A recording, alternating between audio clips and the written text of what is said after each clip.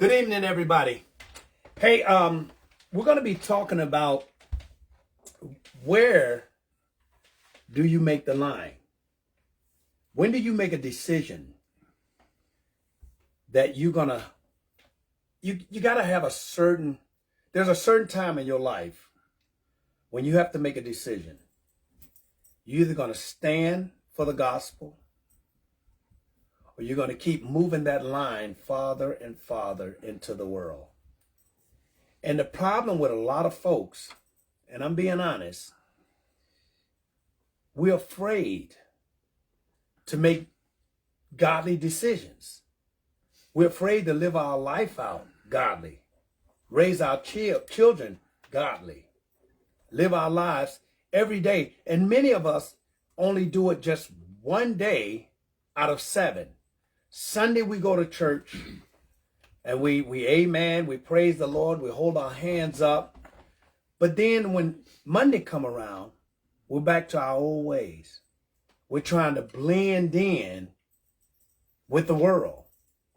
And that can be tough because sometimes family don't have a line. So where do you draw the line to the point where you say enough is enough? Because that's hard to do. And when you do draw that line, I'm going to be honest, you're going to get persecuted. Well, and particularly if you draw the line later rather than sooner. I think this is an interesting topic. I don't know how much Bible we're going to bring to bear on it, but the issue that we want to talk about is to challenge all of us to consider where's your line in the sand? Right. Where do you say morally and in terms of right and wrong, this far and no further, and this is where I'll take my stand. Right. And live or die with it. And the real problem with it, in my judgment, is what I would call incrementalism. And I'll use an example. The example was abortion. In 1973, Roe v. Wade was put in place, legalizing abortion, the procedure to terminate a pregnancy. And we were sold a huge bill of goods that most of the world bought into, and I guess maybe I was even guilty of it, which said, this, first of all, and at the early stages of pregnancy, this is just a clump of tissues. It's not really even a human being. And we want to pass this, and we want to make sure that it's extremely rare and safe. Okay? That was 1973. And people at that time, particularly Christians and moral people, were warning us that this is a slippery slope. You're selling this on the idea that it's going to be rare and safe and only in the very early stages of abortion. Oh, so they had already started. And I still remember the term. This is going to be a slippery slope because it's going to incrementally creep. Right. Here we are, decades later, and we're killing full-term babies. We're not only killing full-term babies in the womb, but we have politicians that want to give us the right to bring that child back 30 days after they take it home, like it's a trial period, and we'll still kill it for you. And this is an industry. They're marketing body parts, they're marketing organs, and using the tissue and so forth. And I learned this about a year ago. If you're going to remove an organ or tissue from a baby in the womb to try and market that child has to be alive. So we're what we're doing is torturing these children in the womb commercially. It didn't start this way. We were sold that this is for right. the safety of the mother. Right. And it should be extremely rare. And it's only in the early stages and so forth. And now we find out that it's an industry where we're butchering children who are still alive, they're living, and we're removing their tissue and their organs as we kill them and market them. This is not just sick, it's evil beyond the point of being rancid. but we didn't start there. We started years ago with Right. it's safe and rare. See that, and that's normally how it starts with all things. And so I wanted to use that example because we're in a world in moral freefall now, and there are no lines. No, Unless we as Christians and people of conscience draw those lines, and this whole incrementalism will affect us all little by little by little, unless we have the presence of mind to stand back and give it some thought and say, on this issue or that issue, this is where my line in the sand is, Right. and I won't be moved beyond it. This is where I fight. This is where I stand. And that's not going to happen unless we consider it and make those decisions. The next example I want to use is COVID. When in mass the American church is shut down because the government said so. Right. And I had a number of questions. I did a video at the time, and I had a number of questions. One of the questions was, have any of these churches consulted an attorney to see if these edicts to shut them down were even constitutional or legal? No, a lot of them didn't. And the second question I had was, when they make this decision, is the decision the best decision to shepherd the flock or to protect their institution by shutting it down? Because there's a difference. Okay. And then the third question, which pertains to what we're talking about tonight, is simply because I had a discussion with a prominent pastor that shut his church down, and I wanted to know what his excuse was. And his excuse was, this is being applied uniformly to everybody. In other words, it's the same rule for everybody, so we're not being singled out because we're Christians, therefore we'll comply because it's even-handed. First of all, that was a lie, because the casinos didn't shut down. No, the casinos didn't shut down. The big box stores and the Walmarts didn't shut down, right. But the churches shut down. So that was basically a dodge. But the other issue was, he said that we're complying because it applies to everybody and it doesn't single us out. The reason that was a weak argument in my judgment was because in the early church, when it was being persecuted, right. Everybody was required equally to burn incense to Caesar and call him God. Okay. So that was a uniform rule for the whole Roman Empire and everybody in it. But the Christians and some of the Jews said, we're not going to comply because it goes against our religious values and our system.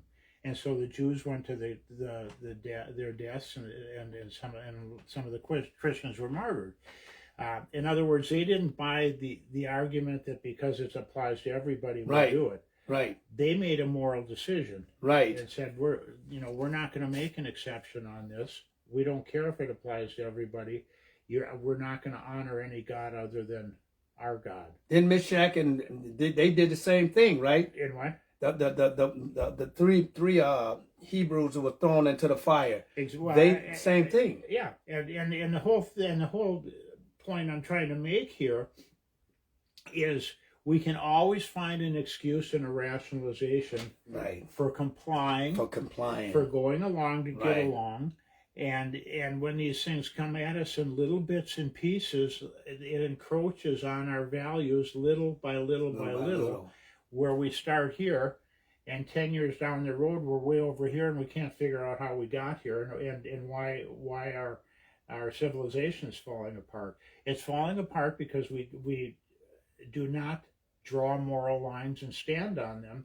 So our message tonight and our challenge to all of us is, let's think about it sooner rather than later. Right. And let's not buy into any of the fake arguments that, well, because it's even-handed to everybody, it applies to us in this issue. If it's an issue that goes against God, I don't care if it's being applied even-handedly to everybody. It's not going to apply to me.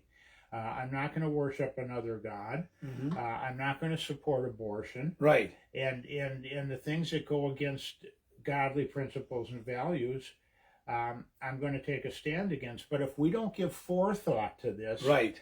we end up sliding into these slippery slopes little by little by little until we find out we've lost our footing. You know, the crazy thing is, like you said, when you sit back and you look at the disciples, they were persecuted and they all died in horrible ways because they made a stand and said no. Yeah. There comes a time when we have to say no, and that means even to death. Well, and what our challenge is tonight is where are those lines in the sand where we say this far and no further, and it's almost issue by issue. You know, what is your policy on transgenders coming Right. into your church? Mm-hmm.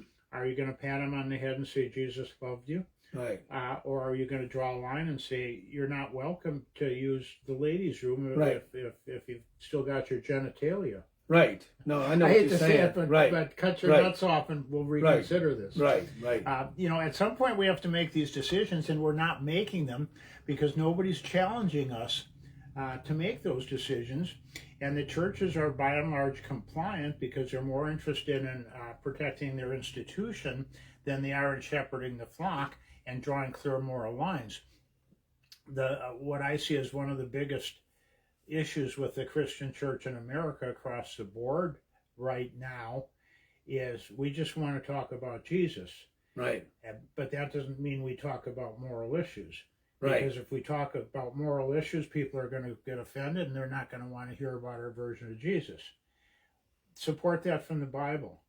Support where they've sugarcoated anything. They didn't sugarcoat nothing. Or, Jesus was very strict on morals. Sure he was. Yes, he was. And our whole appeal, I think, tonight is just to challenge all of us to think about these issues and make a decision ahead of time, because all these incremental steps are going to draw us little by little by little off our foundation if we let them. And the only way to protect ourselves, I believe, from it is to give some forethought to it and decide, okay, I'm going to decide now where I'm drawing my line on this. Okay. You know what the crazy thing is, Bob? When you look at the TV today, back in the days, they wouldn't even allow Elvis Presley to shake his butt. Right. Now today, you can hear anything, you can see anything, the swearing, the cursing, Sure. Movies coming out exposing everything, and it's even overwhelming just seeing how children now can't even sit in a front room and look at TV without them showing some form of two men being together. I know. And being together, whether taking aid pills or whatever. And not only that, just even the shows, from the cartoons to regular movies. You can't even look at a regular TV show now without two men or two women being together. And the thing of it is like you said, back in the days, if you were being with another man, that stuff was in the backyard. You never knew nothing about it. It was all on the ground. Where today, it's right in our face. And I think that's because, like you said, they start out with just a little. That's right. And then before you know it, it's more. And now, you know what the crazy thing is? It is overwhelming to the point that is more boastful now than the Christian faith being boastful. Think about that. Hear what I'm trying to say to you. People speak more of evil now than the people who speak more of Christ. Because it's out there. It's overwhelming. Like he said the road is wide. So if the road is wide for the amount of people that's out there, and he said the road is narrow for me. So what is he saying? Well, you know, and this has been kind of growing into these videos over the last year or two, that we're being much more aware that this battle is spiritual. It is spiritual. We're definitely spiritual. And Satan's real, and the demonic realm is real, and Satan's behind all this. Yes, and he he's is. very smart. Yes. He's not going to start out by saying, take your baby home if you don't like it and have the hospital kill it for you. He's not going to start No, there. he's not He gonna- started exactly where they started with abortion 60 years ago, or whenever Roe v. Wade came in, which was it's going to be safe and rare in the early stages where this is just a clump of tissue and it's not a real human being, and even that was a lie. Right. But then little by little by little, we're drawn in because we're not paying attention. And the foundational principle is we need to look at this stuff early on, Right. and draw a line and say the line is right here. Don't Right. cross it, or you're in for a fight. Right. And if we draw those lines early on, the incrementalism stops, because the issue is going to stop stone cold dead. If the churches had taken a clear moral stand on abortion early on, Right. and saying, no, this isn't safe and rare, this is murder, and we're going to lead our congregations into the street if we have to put a stop to it, because we're taking a clear moral stand and telling the government, you've gone too far, Right. we would have put a stop to this. I keep Agree. coming back to Tbilisi, Georgia, former communist country, where the gays and lesbians came out and they threw off communism, returned to their Orthodox Christian roots. The gays and lesbians came out, and the Orthodox priests led the citizens into the street, thousands of them, and blocked the gay and lesbian agenda, and that put a stop to it. They did it right out of the gate. We have to, I believe, decide when we see evil to nip it in the bud. We supposed to stand up for it. And to draw our line and say, this is where the line is. I got thrown out of that jail ministry over a simple issue of transgenderism, where a guy wanted to be called Miss, and I refused to do it. Because the system wanted to support it. The system insisted on it. They supported it. And I flat out refused and said, I'm not going to pick a fight, but I'm not going to call a 6-foot male Right. Miss Chloe. Right. And that ended the ministry, and I was grieved over that, but I'm not grieved over the decision. Right. And if we all took that kind of stand, this stuff would stop. But we don't, and we won't. And our church leadership, in its customary vacillating way, would prefer to go along to get along, because they don't want to take a moral stand. It's going to jeopardize their 501(c) tax exemption, or upset half their congregation that may be voting for this stuff. But that's not Christianity. I'm sorry to tell you, Christianity draws lines, and it draws moral lines, and said, I'm not going to comply with this law if it goes against God, if it goes against morals, if it goes against natural law. And the way to put a stop to it is to make a conscious decision, each of us, where we're going to draw our lines issue by issue, and say, this far and no further. You can put me in jail, you can fine me, you can throw rocks at me, but this is where I stand. So let me ask you a question. I got a question. Jesus made a statement when he said, give to Caesar what is Caesar's. Right. And that was part of taxes, right? Right. Jesus paid taxes. So let me ask you a question.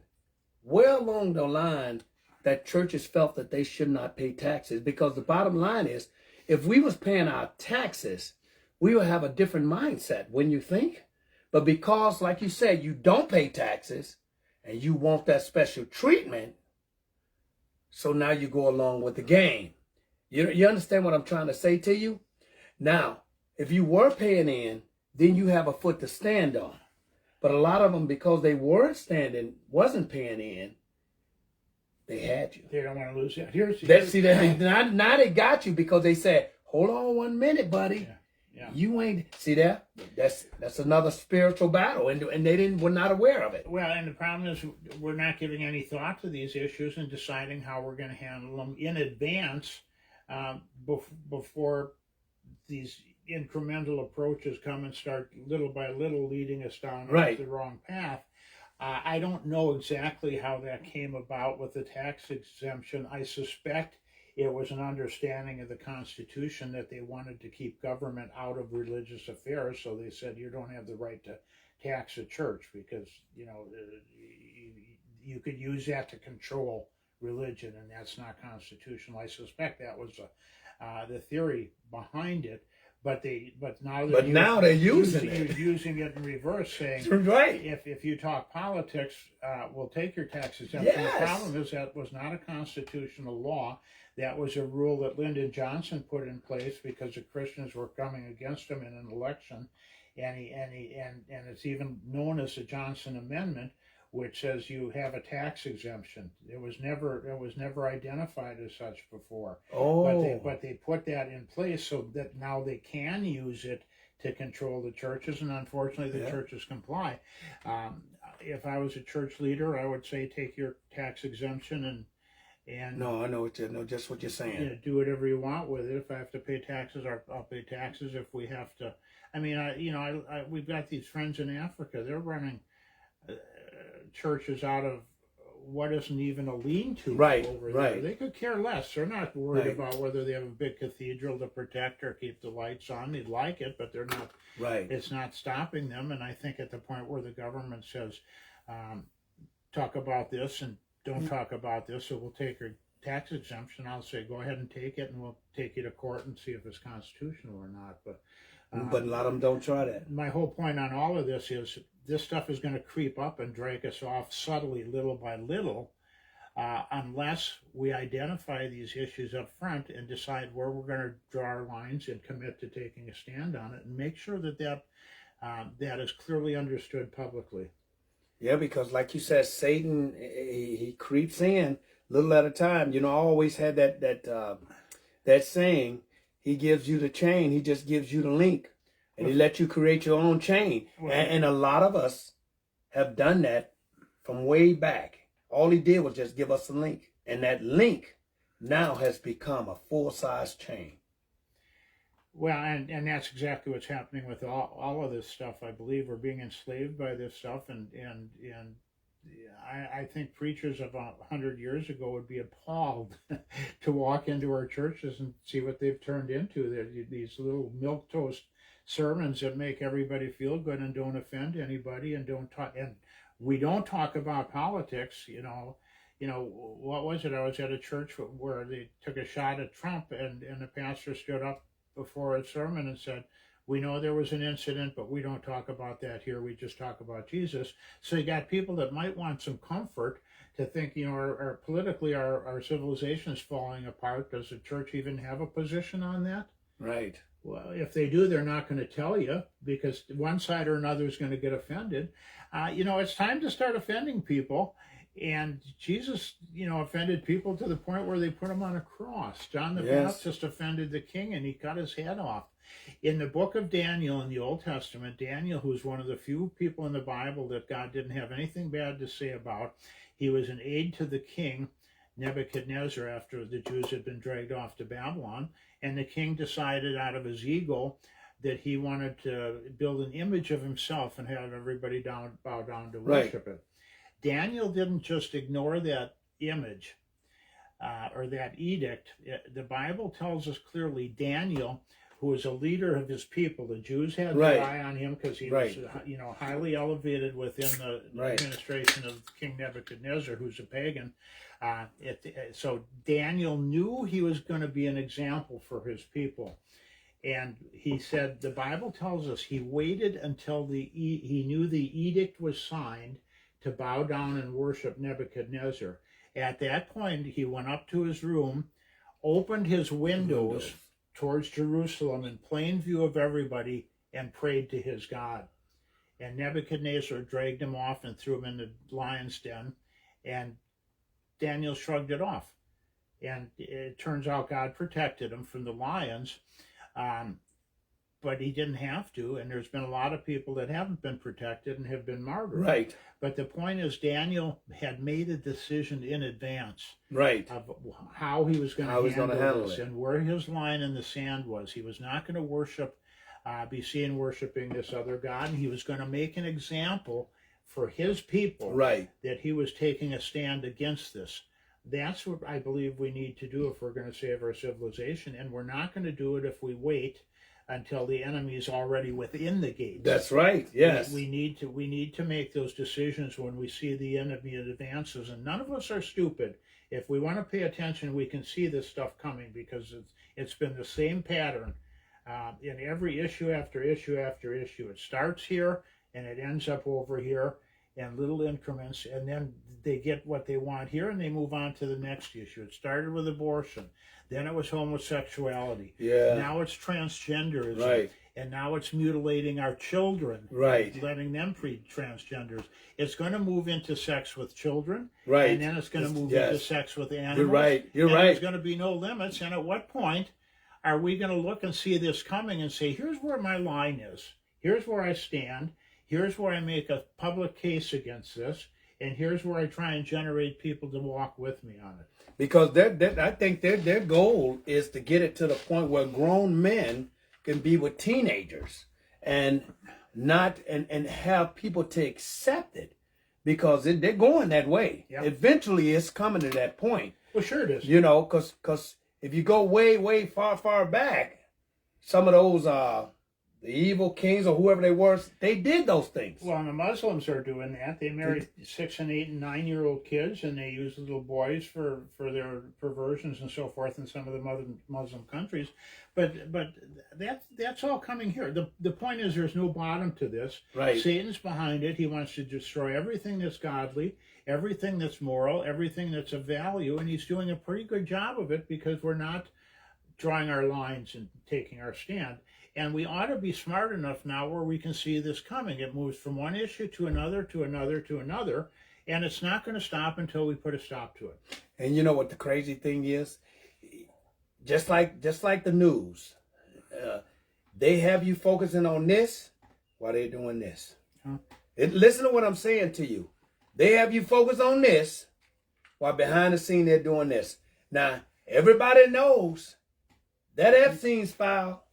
There's more to be brought out, but like you said, focus on this while I'm doing this.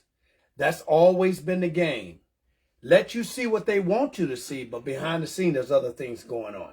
It always has been, and it always will be. But you have to come to a point where you have to say, enough is enough.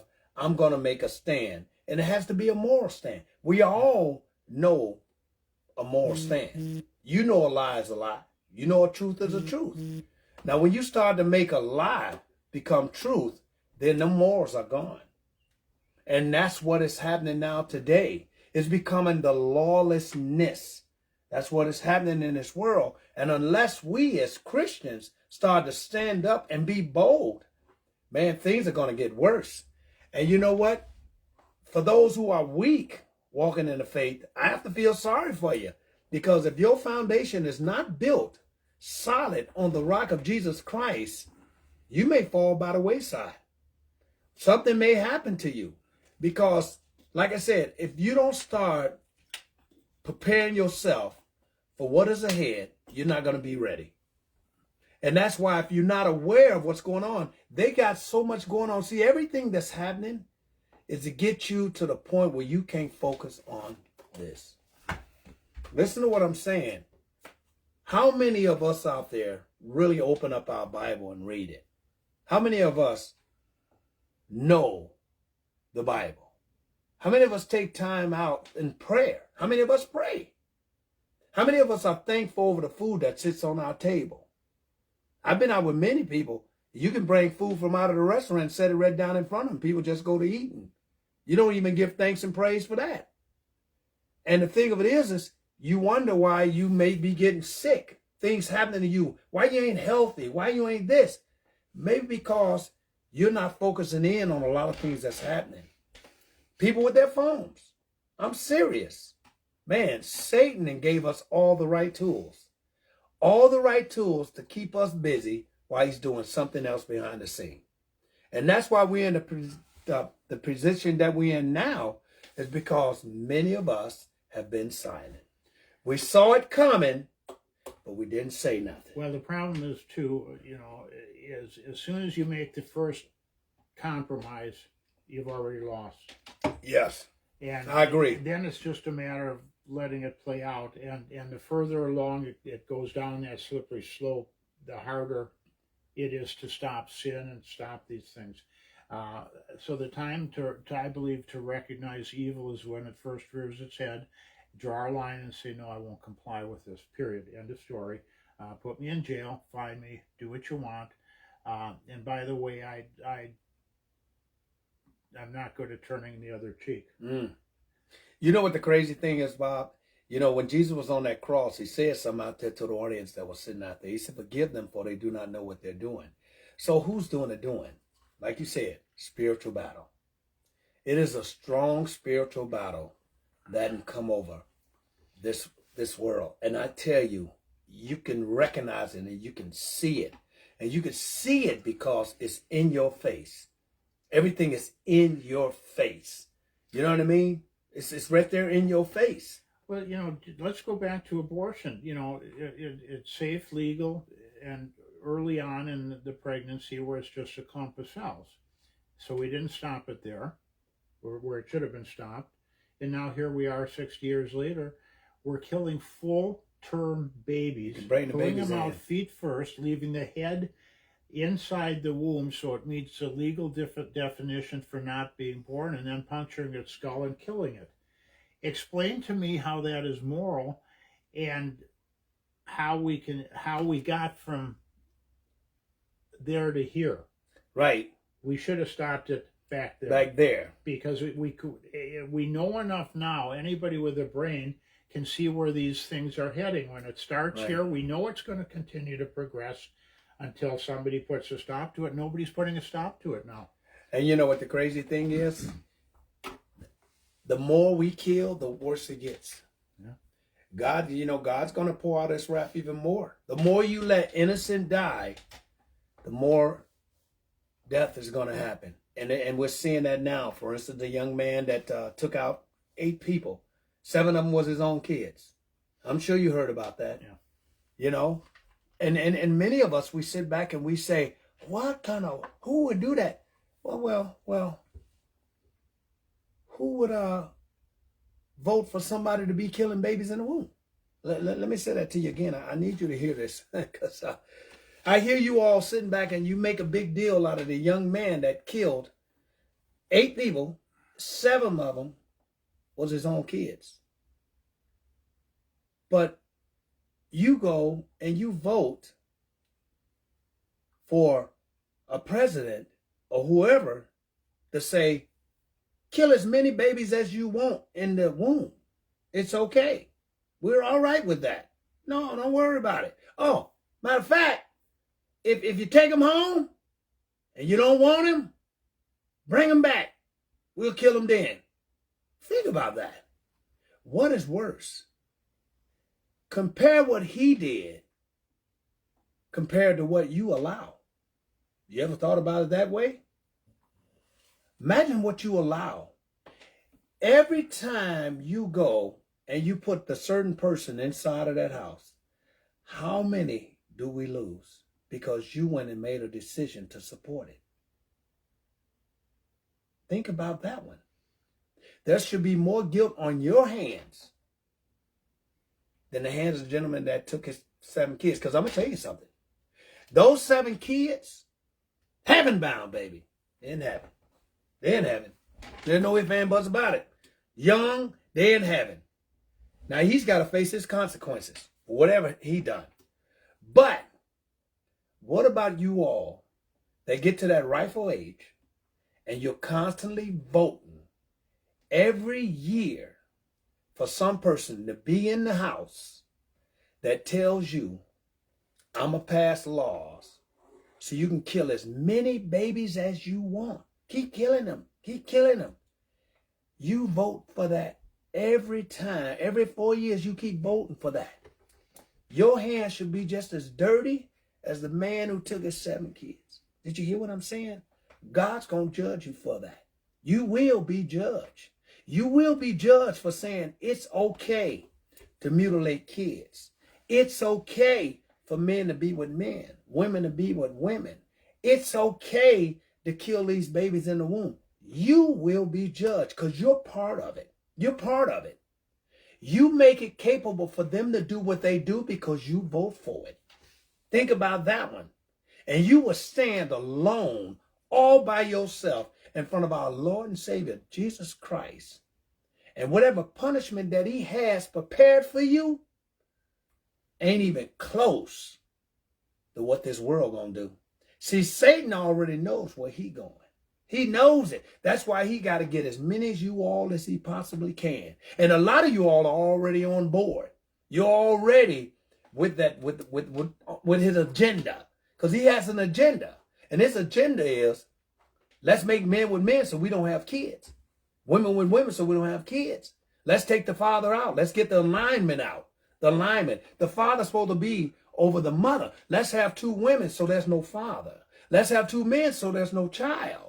See, you don't get what the point is. That's all part of Satan's network, and you're too blinded by the light to even see it. Because you're too busy walking around thinking that somebody up in that White House gonna help your life. But in reality, they can't. You know why? Let me tell you why. Because Satan owns the system. Listen to what I'm saying to you. Satan owns the system. He always has. That's why Jesus came to pull us out. We're no longer part of the world. We're out of it. But many of us are still living in it. You need to really start to think about that. Are you playing a part of this worldly system? Satan's behind the scene. But you got to make the choice to walk with him or not. When do you draw the line and say, enough is enough? Well, and that's really the whole issue, and it's a matter of, because we don't think about it, we just drift along because we're pulled with the current little by little. And there would be 2 things I would challenge us all to do. One is, issue by issue, make a decision. Mm-hmm. Where am I going to draw a moral line where I no longer comply? Amen. And secondly, if I'm a member of a church, when was the last time my pastor took a moral stand on anything clearly and said, this is where we draw our lines as a congregation? And if he hasn't, if you don't know where those lines are, issue by issue, I would insist that my pastor tell me, where's our line on homosexuality? Yeah. How do we deal with this? Where's our line on transgenders? Do we welcome them and let them use, a guy use the ladies' room? Do we stand up and speak out? I think we have an absolute responsibility to draw these moral lines, to articulate them clearly, and to insist that our church and our spiritual leaders of all people ought to be clear on this, and let us know what the process was by which they came to these conclusions. I don't want to end up in another COVID situation where my pastor just stands up and announces, well, we've really prayed on this and we decided we're going to comply with the government and shut down our churches. I think it's coming. I can't tell you how many people that I ran into during COVID that were disgusted with their church leadership and had no plans on going back.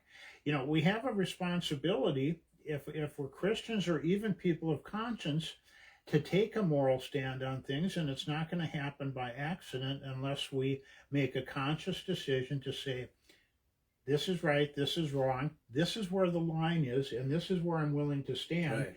And if I'm in a church where all we want to do is talk about Jesus and make sure everybody feels good about him, at some point, I think it's incumbent on all of us to sit down with our pastor privately and respectfully and say, where's the line on this? Where's the line on homosexuality? Where's the line on abortion? And why aren't we public with it, being public with it, so we all understand it and can all, come to the same terms on it? This is where our society's collapsing, and we're not going to fix it without taking a clear moral stand on things. Yeah, because even in your house, you have to draw the line. Yeah. Even in your own house, you have to set a standard, a certain moral. I don't allow certain things in my house. I don't allow to look at certain things. I don't allow to hear swearing hip-hop music with vulgar language. I don't allow nudeness on the TV in my house. So there are a lot of things I don't allow. I don't allow you to come in my house and be swearing and cursing. I don't allow it. I don't allow you coming in looking at things that's just goes against the morals, you know. So when you come into my house, I want respect. And same as I'm going to do in your house, I'm going to respect your house. So you have to draw the line in your own house, let alone once you come out of your house. When do you draw the line? You have to get to that point. Otherwise, if you don't have a line,